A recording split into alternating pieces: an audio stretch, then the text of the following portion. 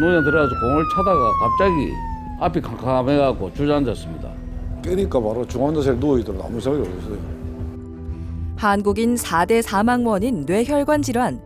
시간을 지체했다가는 목숨을 잃을 수도 있지만 미리 발견하기는 쉽지 않은데요. 별다른 증상 없이 어느 날 갑자기 찾아오기 때문에 언제 터질지 모르는 시한폭탄과도 같습니다. 뇌혈관은 뇌의 생명입니다. 뇌혈관이 뇌를 살리고 있는 생명줄로 뇌혈관이 막히거나 터지면 뇌가 죽기 때문에 반드시 뇌혈관을 살려야 합니다. 선천적이든 후천적이든 뇌혈관에 약한 부분이 있으면 그 뇌혈관 약한 부분이 이제 부풀어 나옵니다. 대부분 출혈이 되기 전에는 아무 증상이 없습니다. 아주 드물게 미세하게 출혈이 될 때 아주 심한 두통, 경미한 두통을 유발하기도 하지만 대부분의 비파열성, 즉 터지기 전에 뇌동맥류는 아무 증상이 없습니다. 매년 증가하는 뇌혈관 질환 발병률. 하지만 질환의 위치를 정확히 찾아낼 수 있는 영상 진단 장비가 발전하면서 수술로 치료할 수 있는 길이 열렸습니다. 갑자기 막히고 터지는 침묵의 살인마 뇌혈관 질환. 그 위험 신호와 치료법에 대해 알아봅니다. 막히고 터진 혈관을 회복시켜 뇌 기능을 살리는 신경외과 전문의 이현곤 과장. 풍부한 임상 경험으로 치료해 환자들의 삶과 희망을 이어주는 신경외과 전문의 김정수 주임 과장.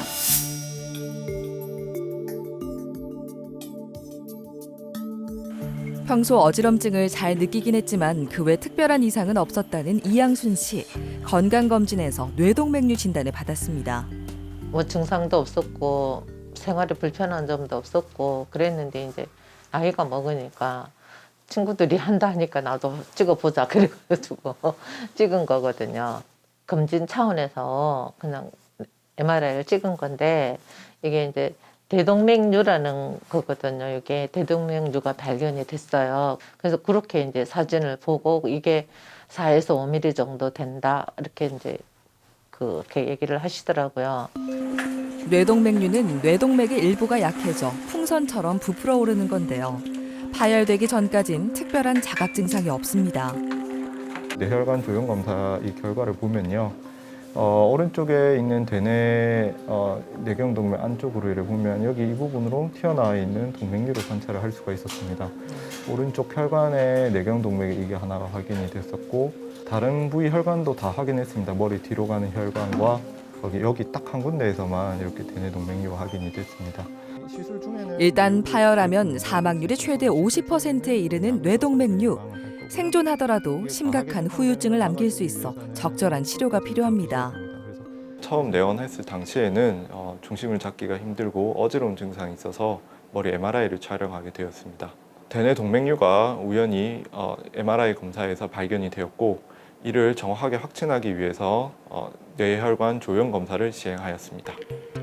동맥류가 발견된다고 모두 수술을 해야 하는 건 아닙니다. 파열 위험도가 높은 경우에만 수술을 하는데요.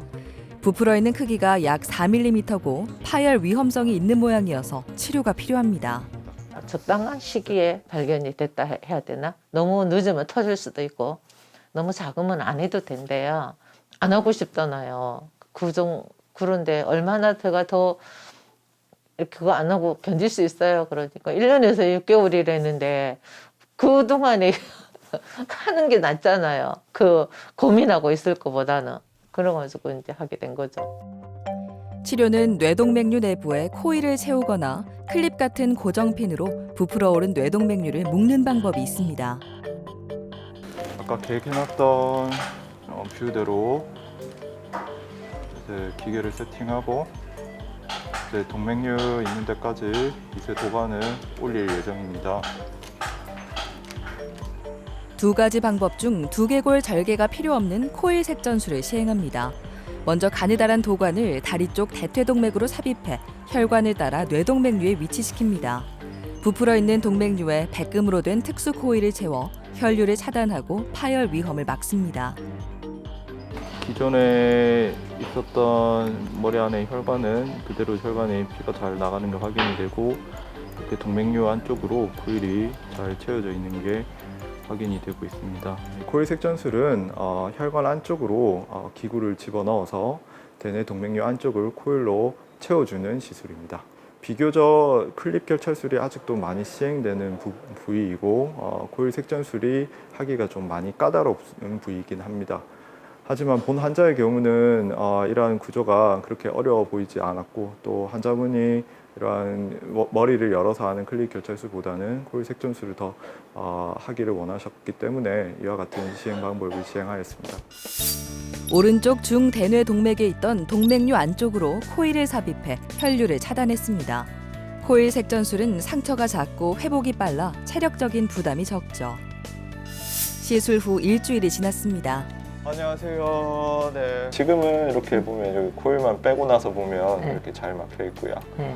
근데 문제는 여기 안에 이제 혈관 내피세포 덮일 때까지 이런 혈전이나 색전이 계속 생길 수가 있고 이런 것들이 이렇게 위로 혈관을 타고 올라가거나 하는 일들이 생길 수가 있기 때문에 그때까지는 조금 항혈소판제 약을 좀 드셔주셔야 됩니다. 코일 색전술은 혈관에 일종의 이물질을 넣는 치료법이기 때문에 피가 굳어져 생긴 혈전으로 인한 합병증 위험이 있는데요. 혈전 생성을 억제하기 위해 항혈소판제 복용이 필요합니다. 코일 색전술을 받고 난 이후에는 이 코일이 잘 자리가 잡아져 있는지 그대로 대뇌 동맥류가 치료가 잘 되어 있는지 주기적으로 확인하는 것이 필요합니다. 수술 전에는 아무래도 불안하잖아요. 이제 머릿속에 뭘 넣는다는 게. 그랬는데 깨고 나니까 이제 머릿속에 넣었는데 살긴 살았구나. 근데 계속 머리가 아팠어요. 그 아프다는 그것 때문에 억눌려 있기도 했지만 시술을 하고 난 뒤에 이제 머리 아픈 것들이 사라지니까 기분도 상쾌하고 지금은 마음도 편하고 그래서 너무 감사하고요. 또 선생님 하시는 대로 열심히 해야죠. 이렇게 풍선처럼 부풀어진 대뇌 동맥류는 경우에 따라서는 지속적으로 자꾸 크게 커지면서 파열이 되게 됩니다. 파열이 되게 되면 지주막하 출혈이라는 뇌출혈이 발생하게 되는데 이 병은 예후가 극히 불량합니다. 따라서 대뇌 동맥류가 파열되기 전에 치료하는 것이 중요합니다. 계약 체결할 사할인회사 대표 허다일 씨. 중년 배우로 활발히 활동하고 있는 조파룡 씨. 지금은 건강하게 생활하고 있지만 갑작스러운 뇌출혈로 쓰러진 경험이 있는데요. 생사의 갈림길에 섰던 그날이 아직도 생생합니다. 그때 3월 제가 알기로 13일인가 4일인가 같았는데 일요일이었습니다. 제가 생각해도 몸이 좀 안 좋았습니다. 그런데 한 10분이나 지났을까 갑자기 머리가 앞에 시커멓게 지나가면서 막 속이 미식거리고 그래가지고 그냥 그대로 주저앉았습니다. 그래서 저 119를 불러가지고 병원에까지 갔는데 병원에 간 것까지는 제가 기억이 어느 정도 새록새록 나는데 그 뒤로는 기억이 영 없었습니다. 없어가지고 제가 정신을 차리고 눈을 떴을 때는 혼자 독방에 중환자실에 혼자 있었습니다. 조파룡 씨가 겪은 지주막하 뇌출혈은 약 3분의 1은 즉사하고 3분의 1은 병원 이송 중이나 병원에서 사망할 정도로 위험한 병입니다. 축구를 하다가 갑작스럽게 의식을 잃고 쓰러지셨습니다. 내원 당시 의식 수준이 기면 상태로 자꾸 졸려서 잘 눈을 뜰 수 없는 상태였고 의식 수준이 떨어져서 곧바로 머리 CT를 찍었습니다. 머리 CT를 찍은 결과 다량의 뇌출혈이 발견이 되었고 뇌출혈 원인으로 대뇌 동맥류 파열이 보였습니다. 한시가 급한 상황이었는데요. 대뇌 동맥류가 파열되면 계속해서 출혈이 나는 게 아니고 피딱지가 생기면서 살짝 출혈이 멈춘 불안정한 상태로 유지됩니다. 이때 만약 재출혈이 일어나면 사망률이 90%로 급증합니다. 왼쪽 중대뇌동맥 부위에 길쭉한 모양으로 7mm-가량 되는 대뇌동맥류가 있었습니다. 코일 색전술을 시행했는데요. 먼저 동맥류 안으로 미세도관을 위치시켰습니다. 동맥류 안을 코일로 채워 혈류를 막고 동맥류의 파열을 막았습니다. 환자분은 대뇌 동맥류가 파열하게 되어 지주막하 출혈이라는 뇌출혈이 일어나게 되었습니다. 한번 파열된 대뇌 동맥류가 다시 재파열되는 걸 막아주기 위하여 코일 색전술을 시행하였습니다. 하얀색으로 보이는 부분이 출혈이 있는 곳으로 뇌 전체에 피가 퍼져 있는데요. 피가 멈추고 출혈이 완전히 흡수돼 출혈이 있던 자리가 검은색으로 보입니다. 수술 후 9개월이 지났습니다. 조파룡 씨의 현재 상태는 어떨까요? 앉으시고요. 네. 요즘은 좀 잘 어떻게 지내셨습니까? 요즘 뭐 선생님 덕분에 잘 지내고 있습니다. 예, 요새 좀 운동도 하시고 하시나요? 예, 지금도 네. 어제 일요일 날 축구도 하고. 아, 축구 하셨어요? 예. 네. 전에처럼 아프셨던 건 아니죠? 전에 머리 예, 아프셨던 것처럼. 예, 그런 그렇게. 증상은 없고요. 네, 네, 좋습니다. 지금 너무 회복 잘 하고 계시는 상황이고요. 저희가 지금 이제 앞으로 하는 거는 이런 것들이 잘 유지가 될 수 있게 하는 게 굉장히 중요합니다. 다행히 치료 경과가 좋습니다. 빠른 치료로 마비나 언어장애 등의 후유증도 전혀 남지 않았는데요. 즐겨하던 조기 축구도 다시 시작하고 완전한 일상을 회복했습니다. 환자분은 다행히도 출혈이 잘 흡수가 되면서 큰 장애가 남지 않고 의식 수준을 잘 회복하여 현재로서는 건강한 상태입니다. 하지만 시술해 놓았던 고일색전술 받은 대뇌 동맥류가 재발될 위험이 있어 지속적으로 외래에서 주기적인 관찰이 필요합니다. 재발을 막기 위한 생활 습관을 바꾸는 것도 중요합니다. 체중 조절이 필요해 평소 운동을 생활화하고 기름진 음식은 피하고 있는데요. 낮은 온도도 동맥류 파열을 일으킬 수 있어 외출 시 꼭 챙겨 다니는 것이 있습니다. 요즘 겨울 날씨에 아침에 출근할 때나 저녁에 항상 머리에 모자를 쓰고 다닙니다. 목 부위를 좀 따뜻하게, 머리 쪽에 따뜻하게 하고, 제가 생각에는 일상으로 완전 복귀된 것 같고, 뭐 앞으로 계속 뭐 의사 선생님 지시대로 따라가지고 열심히 뭐 운동해가면서 그래 살아야 안 되겠습니까?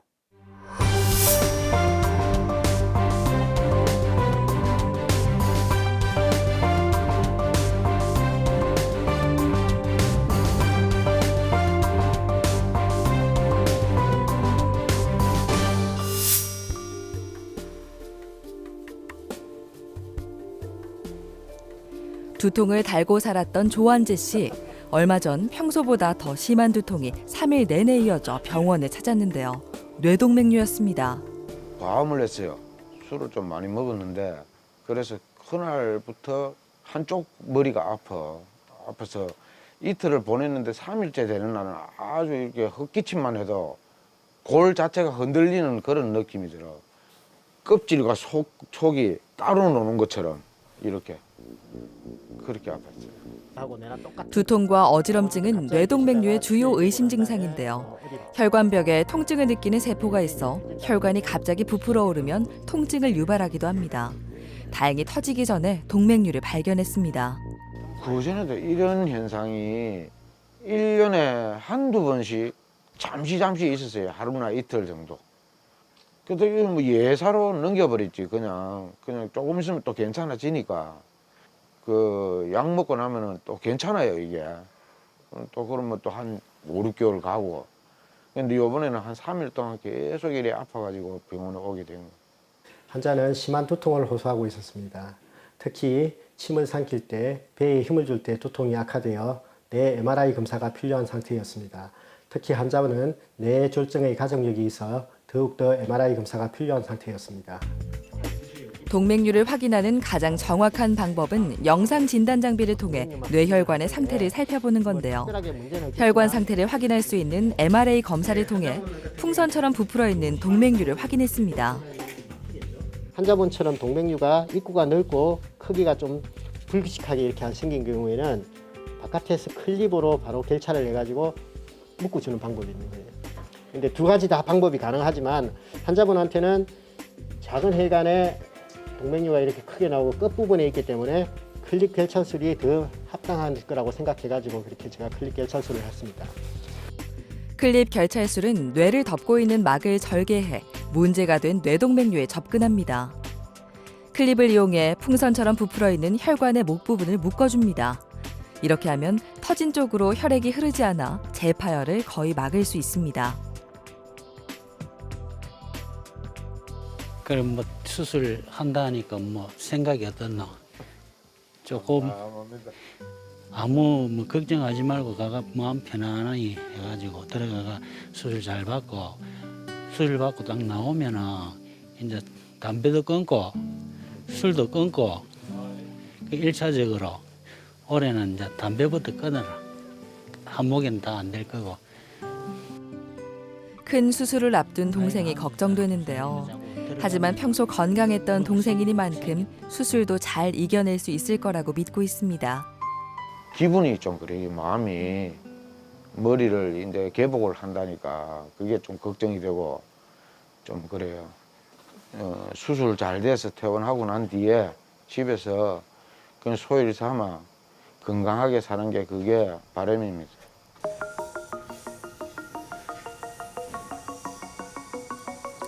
클립 결찰술을 시행합니다.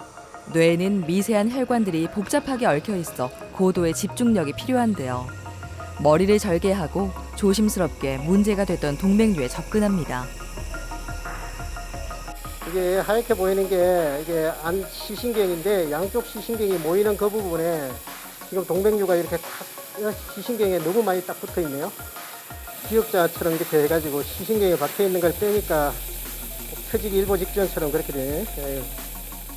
좀 더 시간 끌었다가는 안 될 뻔했다. 다행히 파열 직전 수술을 통해 치료할 수 있었습니다. 클립 결찰술은 두개골을 절개해야 한다는 심리적인 부담이 있지만 재발 위험이 낮고 치료 이후 경과 관찰을 짧게 해도 된다는 장점이 있습니다. 클립 다 됐고 이제 혈류 가는 거 다 확인했습니다. 다이섹트 한 번 더 줘볼까요? 수술은 별 문제 없이 잘 끝났고 환자는 이제 중환자실에서 하루 정도 경과를 볼 겁니다. 특별하게 후유증이 남거나 그런 게 아니라면 일상생활 다른 활동하는데 전혀 무리가 없습니다. 퇴원하고 6개월째, 1년째 외래 추적하면서 동맥류 재발 여부를 확인하는 것이 필요합니다. 전 대뇌 동맥류를 클립으로 결찰했습니다. 튀어나와 있던 동맥류가 사라진 걸 확인할 수 있습니다. 평소 지병이 없던 만큼 회복도 빠를 것으로 예상됩니다.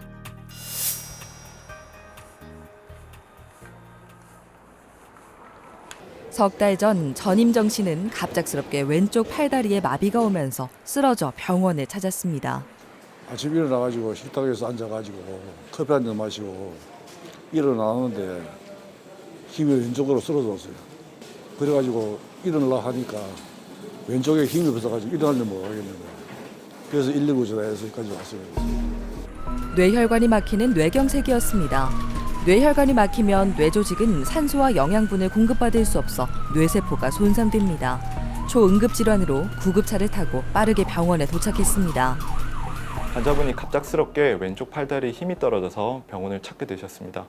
병원 증상 발생 이후에 병원 도착까지 27분이라는 시간이 소요되었고 사전에 소방구급대원으로부터 연락을 받아 병원을 준비하고 있었습니다. 환자가 도착하자마자 사진 촬영과 진단을 위한 검사 등이 이루어졌고 오른쪽 중대뇌 동맥에 막혀 있는 급성 뇌경색 진단을 하였습니다. 이렇게 짧은 시간 내에 빨리 오셨던 분들인 경우에는 재개통 시술을 해볼 수 있는데 이 환자의 경우에는 이런 조건이 맞아서 재개통 시술을 시행하였습니다. 병원에 도착하자마자 MRI 검사를 시행해 뇌경색 진단을 내렸습니다. 뇌혈관이 막힌 경우 빨리 혈관을 뚫어 다시 피가 흐를 수 있게 재개통시키는 게 중요한데요. 바로 혈전 제거술을 시행했습니다. 네, 안녕하세요. 네, 이쪽으로 편하게 앉으시면 됩니다. 이거를 그대로 끄집어내니까 이제 막혔던 혈관이 보시다시피 이렇게 완전히 뚫려 있는 상태로 개통이 되면서 여기 있는 그물망을 가지고 여기 있는 혈전을 잡았습니다. 뇌혈관을 막고 있는 혈전을 직접 제거하는 혈전 제거술을 시행했습니다. 혈전 제거술의 경우 재개통 성공률이 높은데요. 막힌 혈관이 뚫리고 피가 통하는 걸 확인할 수 있습니다. 뇌 피를 잘 공급받지 못하는 뇌조직은 시간이 지나감에 따라서 괴사가 일어나게 됩니다. 이미 괴사가 일어난 뇌조직은 더 이상 피를 재공급하더라도 살아날 수 없기 때문에 첫 증상이 발생이 되고 최대한 빠른 시간 내에 응급기관을 찾아주시는 것이 중요합니다. 하얗게 보이는 조직은 괴사가 일어난 겁니다. 구급차에 실려왔을 당시 일부 뇌조직이 이미 하얗게 변했는데요. 다행히 마비가 온 좌측 팔다리를 움직이는 뇌조직은 아직 괴사가 일어나지 않은 상태였습니다. 얼굴 안면 마비가 생기거나 발음이 부정확해지거나 말씀이 안 나오시거나 오른쪽 팔다리가 마비가 되는 이와 같은 증상이 생긴다면 급성 뇌경색을 의심을 해봐야 됩니다. 이런 경우 가까운 응급기관에 최소한 3시간 이내에 도착을 해야 정맥 내 혈전 용해술이라는 약물 치료를 해볼 수 있으며 6시간 이내에 방문을 해주셔야 응급 재개통 시술을 할 수 있습니다. 증상 발생 후 완전 재개통이 이루어질 때까지 2시간 30분밖에 걸리지 않았는데요. 팔다리 근력도 일상생활이 가능한 수준으로 회복했습니다. 그렇다면 어떻게 혈전을 제거한 걸까요? 먼저 혈전으로 막힌 동맥에 미세 도관을 삽입합니다. 그물망 모양으로 공간을 확장할 수 있는 스텐트로 막힌 혈관 내 공간을 넓혀주고 흡인용 도관을 위치시켜 혈전을 제거했습니다. 피가 다시 통하고 마비 증세도 사라졌습니다. 그냥 25돈 그 탱커를 운전을 했는데요. 지금 다시 시작하려니까 자신감이 떨어지고 이제 다시 또 혹시나 또 그럴까 싶어 겁이 나는 거예요. 그래서 못 하고 있습니다. 앞으로 치료가 다 완전되면은 다시 본업에 복귀해가지고 제대로 좀 살아보려고 합니다. 뇌혈관이 갑작스럽게 막혀 뇌 손상을 일으키는 급성 허혈성 뇌경색인 경우에는 뇌 손상을 최소화하기 위해서는 반드시 다시 뇌혈관을 개통시키는 것이 필요합니다. 최대 3시간 이내에 오셔야지만 약물 사용이 가능하였습니다. 하지만 최근에는 동맥 내로 혈전을 제거하는 시술적인 방법이 사용이 되고 있습니다. 이 시술적인 시행 방법은 기존의 약물 사용하는 것보다 훨씬 더 우수한 재개통 성공률을 보이고 있습니다. 건강검진에서 우연히 대뇌동맥류를 발견한 정덕남 씨. 뇌에 문제가 있다는 사실이 쉽사리 믿기지 않았습니다. 종합검진 받으러 와가지고 MRI를 찍었는데 머리에서 그런 그 동맥경화에 약간 혹이 나와 있다 그래가지고 그걸 제거를 해야 되지 안 하면은 뇌출혈이나 뇌경색으로 갈 수 있다 그래가지고 시술을 했어요. 정덕남 씨의 뇌동맥류를 발견한 MRI 검사는 비교적 간단하게 혈관 상태를 알 수 있는 새로운 MRI 촬영 방법입니다. 검사 시간은 10분에서 15분 정도 소요되죠. 환자분은 건강검진을 시행한 머리 MRA에서 좌측 뇌경동맥에 대뇌동맥류가 발견이 되어서 내원하게 되었습니다. 발견된 대뇌동맥류를 잘 알기 위해서 뇌혈관 조형 검사를 시행하였고 검사 결과 좌측 뇌경동맥에 7mm가량 되고 모양이 좀 불규칙한 모양을 가진 대뇌동맥류가 확인이 되었습니다. 이에 따라 파열될 위험성이 높다고 판단하여 코일 색전술을 시행하였습니다. 동맥류가 수술적으로 접근이 어려운 부위에 생겨 코일 색전술을 시행했습니다. 혹시 코일이 압축되거나 뇌동맥류가 다시 자라진 않았는지 경과를 확인하는데요. 동맥류가 사라진 상태로 잘 유지되고 있습니다. 코일 색전술의 경우에는 혈관 안쪽으로 이물질이 들어있는 상태입니다. 이 때문에 혈전이 만들어져 뇌경색이 생길 위험성이 있습니다. 따라서 시술이 끝난 이후에 항혈소판제를 복용하게 됩니다. 이 항혈소판제를 지속적으로 복용하면서 혈관 안쪽이 아물기를 기다리고 이것을 MRA를 통해서 주기적으로 관찰합니다. 이번에 지금 촬영했는데 그게 사라졌어요.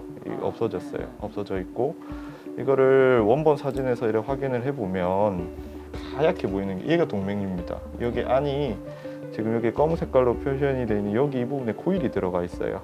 지금 여기 완전히 이렇게 잘 막혀 있는 상황입니다. 그리고 여기 달려 있는 혈관에도 피가 아주 잘 통하고 있는 상태고요. 더 이상 약물 치료나 이렇게 하시는 거 없이 1년 뒤에 MRI를 찍어보고 확인만 해보면 될 것 같습니다.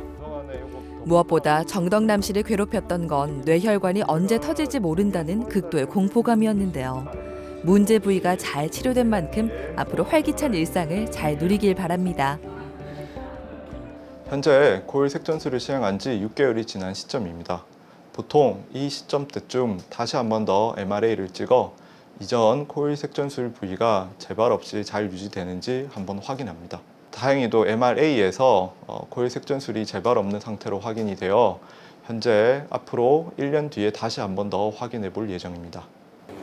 가끔 가다가 머리가 콕콕 쑤시고 그리 했을 때는 머리 아픈 약을 먹고 그리 했는데 시술하고 나서는 머리도 개운하고 괜찮아요. 지금은 아주 좋아요. 건강 관리는 이제 운동 많이 해야 되겠고요. 주로 뭐 걷는 운동 많이 하거든요.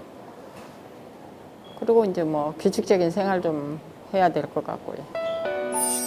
뚜렷한 전조 증상이 없어 건강검진을 통해 우연히 발견되는 뇌혈관 문제. 별다른 증상이 없더라도 40대 이후부터 건강검진을 통해 뇌의 상태를 확인하는 게 필요한데요. 만약 고혈압 등 혈압과 관련된 질환이 있거나 뇌동맥류, 뇌출혈 등의 가족력이 있다면 30대도 정기검진을 받아야 합니다. 흔히 두통이라 하면 그냥 경미하게 오르고 흘러가는 그런 경우가 많은데 아무리 경미한 두통이라도 새벽에 머리가 아파서 일어나거나 기침할 때 두통이 악화되거나 아니면 배에 힘을 주고 그랬을 때 두통이 악화되는 경우에는 뇌압 상승에 따라서 악화되는 두통이기 때문에 꼭 병원 진료를 보고 필요하면 뇌 MRI 검사를 권유합니다. 본인의 뇌혈관 건강을 알기 위한 방법은 MRI 검진밖에는 방법이 없습니다. 따라서 해마다 돌아오는 국가검진 때 잊지 않으시고 뇌혈관 건강을 확인해 보시기 바랍니다.